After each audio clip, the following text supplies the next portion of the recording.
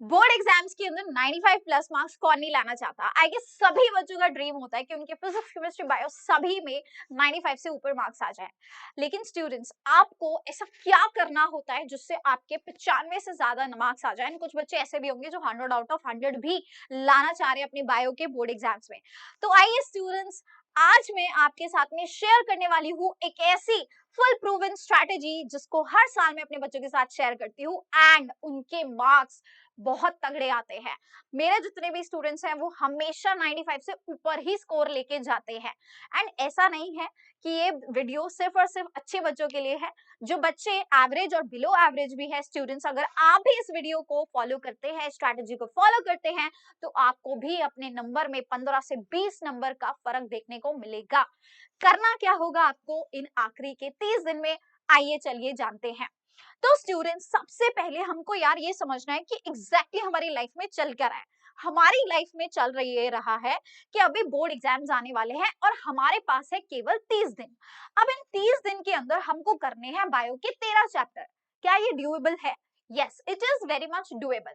पर जितना ये आसान देखने में लग रहा है ना, कि अगर हम एक दिन में एक चैप्टर भी कर लेते हैं तब भी यार 13 दिन में हो जाएगा, उतना ये आसान है नहीं।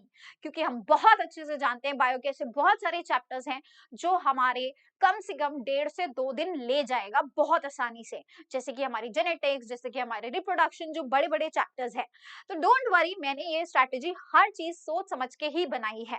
तो स्टूडेंट्स, हम मैक्सिमम ऐसे चैप्टर्स को जो आपके लंबे चैप्टर्स होने वाले हैं, हाई वेटेज चैप्टर्स होने वाले हैं, इनको हम 2 डेज ही देने वाले हैं। आइए स्टूडेंट्स, आगे हम जानते हैं कि हमारे पास चैप्टर्स कैसे हम डिवाइड करेंगे। सबसे पहले बेटा, यार आप एक बात समझो कि हमको स्टार्ट कहां से करना होगा, हमारे हाई वेटेज वाली यूनिट से। मैंने पूरी आपके यहाँ पे यूनिट वाइज बता दिया है कि कौन सी यूनिट की सबसे ज्यादा वेटेज है। अगर हम बात करते हैं जेनेटिक्स एंड एवोल्यूशन की, तो ये कितने मार्क्स की है? ये 20 मार्क्स की है।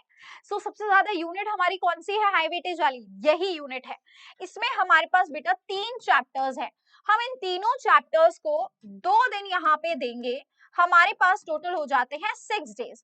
तो 6 दिन के अंदर यानी एक हफ्ते में हमारी ये यूनिट खत्म हो जाती है। इसके बाद बढ़ते हैं रिप्रोडक्शन की तरफ। रिप्रोडक्शन में भी देखो, हमारा जो तीसरा चैप्टर है यहाँ पे रिप्रोडक्टिव हेल्थ, उसके लिए हमको एक दिन बहुत है। ठीक है, तो हमको यहाँ पे मिल रहे हैं टोटल 5 डेज। ठीक है, 5 डेज हमको रिप्रोडक्शन यूनिट में मिल रहे हैं। बायोलॉजी एंड ह्यूमन वेलफेयर बहुत इजी यूनिट है। यहाँ पे आपके केवल 2 चैप्टर्स हैं। 2 चैप्टर्स में 2 दिन में आपको दे रही हूँ। एंड यहाँ पे हो जाते हैं आपके टोटल 6 और 5 11, 11 और 2 आपके 13 डेज। ठीक है, 13 दिन में आप लोगों ने आधी यूनिट ऑलरेडी, आधा बुक अपनी खत्म कर ली है। ठीक है, ये हो गया हमारा 12 मार्क्स। ये हमारी यूनिट हो गई 12 नंबर की। अगर आप चाहते हैं तो यहाँ पे एक दिन और एक्स्ट्रा ले सकते हैं, 1-2 दिन एक्स्ट्रा आप ऊपर नीचे कर सकते हैं, उसमें कोई प्रॉब्लम नहीं है। नाउ बायोटेक के लिए अगर आप 1.5 दिन भी यूज करते हैं, बायोटेक अगेन एप्लीकेशंस बहुत इजी वाला चैप्टर है। तो बायोटेक में आप अगेन, अगर मैं आपको 4 डेज भी दूं, then also you can work out. 2 days भी आपके यहाँ पे आप ले सकते हैं। एंड लास्टली इकोलॉजी में I am giving you 5 days. 9 days हो गए आपके ये बाकी के 2 यूनिट्स में। ठीक है, 13 और आपके 9 कितने हो गए? इट बिकम्स योर, अभी भी आपके पास 21 डेज ही हुआ है। और 21 दिन के अंदर, इसमें मान लो आपने 4 दिन और एक्स्ट्रा ले लिए, ठीक है, तो आपके 25 डेज में हमने पूरी की पूरी बायो जो है अपनी खत्म कर दी है। अब क्वेश्चन ये आ रहा है कि मैम क्या हमको सारा दिन बायो पढ़नी है, मतलब पूरा दिन बैठ के हम सब बायो पढ़ने वाले हैं? बिल्कुल भी नहीं। आपको केवल एक दिन यहाँ पे मतलब है कि उस दिन में आपको केवल 3 आवर्स यूज करने हैं सेल्फ स्टडी के। उस 3 आवर्स के अंदर स्टूडेंट्स, उस 3 आवर्स के अंदर आप करने वाले हैं एनसीईआरटी की रीडिंग, जिसके लिए आपको 1 से 1.5 घंटा लगेगा, या कहीं कहीं पर शायद आपको 2 आवर्स लग सकता है। ठीक है, तो जहां पे आपको 2 आवर्स लग गया है उसमें फिर आप नेक्स्ट डे यूज कर सकते हैं। That is not an issue, मैंने आपको बहुत सारा बफर अभी दिया है बीच में। ठीक है बच्चे, एंड साथ में आपको करनी है एनसीईआरटी की back exercises. This is very must, वो आपको सेम डे ही करनी है जिस दिन आप पढ़ाई करेंगे, ये आपको सेम डे ही कवर करना है। अंडरस्टूड? ये सारी बातें सबको समझ में आ गई? नाउ स्टूडेंट्स, अब इस बीच में आपको क्या करना होगा, जब आप हर चैप्टर को कर रहे हैं डेली बेसिस पे, ठीक है, तो साथ में आपके एनसीईआरटी के आप बैक क्वेश्चंस भी लगा रहे हैं। नाउ इसमें मैंने आपको याद होगा, मैंने बीच बीच में आपको क्या दिया है, बहुत सारा बफर दिया है। जब आपको बफर डे मिलता है, ठीक है, कम से कम आप 7 डेज का बफर या मान के चलो आपको मिला है, जब आपको वो बफर डेज मिल रहे हैं, जिस दिन आपका सिलेबस खत्म हो चुका है, उन दिनों में आपको लगाने हैं मॉक टेस्ट।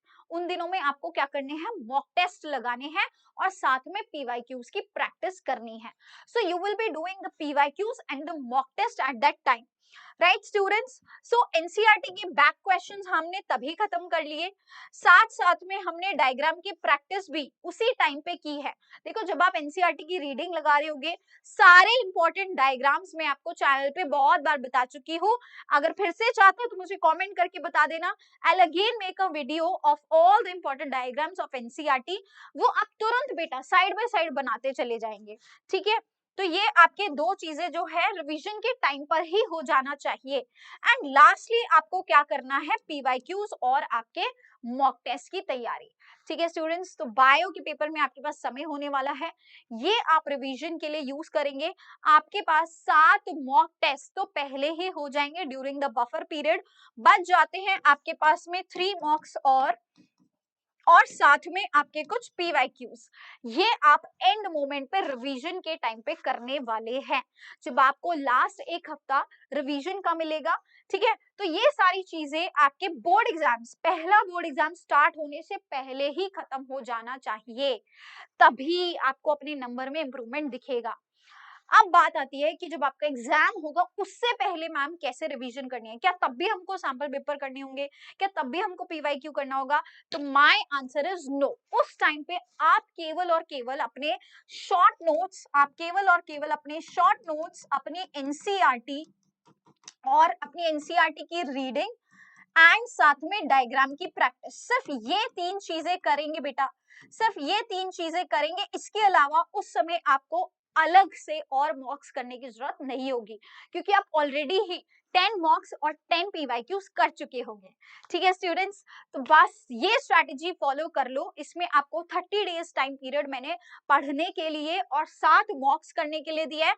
उसके बाद एक्स्ट्रा 1 वीक आप यूज करेंगे फरवरी का फॉर द फर्दर जो भी आपके पीवाईक्यूज और मॉक्स रह जाते हैं, और आप एकदम मास्टरी करने वाले हैं। और मैं बता रही हूँ, अगर आप ऐसे पढ़ लेते हैं बेटा, आपको 100 आउट ऑफ 100 लाने से भी कोई नहीं रोक पाएगा, ठीक है। तो जो भी बच्चा ये स्ट्रैटेजी फॉलो करने वाला है और बायो एग्जाम में 95 प्लस मार्क्स लाने वाला है, मुझे कमेंट में जरूर बताते हुए जाना। Thank you so much, bye bye and take care.